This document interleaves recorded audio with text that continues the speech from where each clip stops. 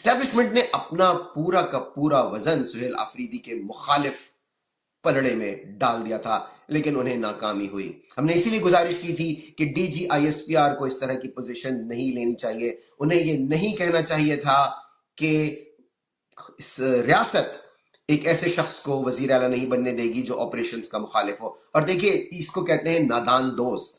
یہ جو جنگ ہے، اخبار جنگ، اس نے D G I S P R سے نادان دوستی نبھائی، اس نے پاکستان کی ملٹری اسٹیبلشمنٹ سے نادان دوستی نبھائی، بڑے بڑے الفاظ میں یہ سرخی لگا دی، اور اب آپ اندازہ لگائیے کہ ان کی کہی ہوئی بات بالکل مسترد ہو گئی۔ عمران خان کی جیت ہوئی ہے آج، عمران خان ایک بار پھر سرخرو ہوئے ہیں۔ دیکھیں آپ کو یہ بات یاد رکھنی چاہیے کہ عمران خان نے ایک ایسا سیاسی سٹروک کھیلا جس کے آگے سب بے دست و پا ہو گئے۔ انہوں نے علی امین گنڈاپور کو ہٹایا، انہوں نے سہیل آفریدی کو نامزد کیا۔ لوگ اس میں مختلف توجیحات پیش کر رہے ہیں، وہ کہہ رہے ہیں کہ جی انہیں علیمہ خان کے کہنے پہ ہٹایا۔ اوکے، مان لیتے ہیں آپ کی بات۔ سہیل آفریدی کو کس کے کہنے پہ لگایا؟ سانپ سونگا ہوا ہے، تمام منافقین کو سانپ سونگا ہوا ہے، کوئی نہیں کہتا۔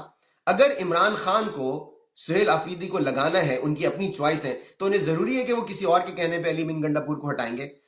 دیکھیں نا، علی امین گنڈاپور کو ہٹائے بغیر تو سہیل آفریدی کو آپ چیف منسٹر لگا نہیں سکتے تھے، ٹھیک ہے؟ اس کے لیے علی امین گنڈاپور کو ہٹانا تو ضروری تھا۔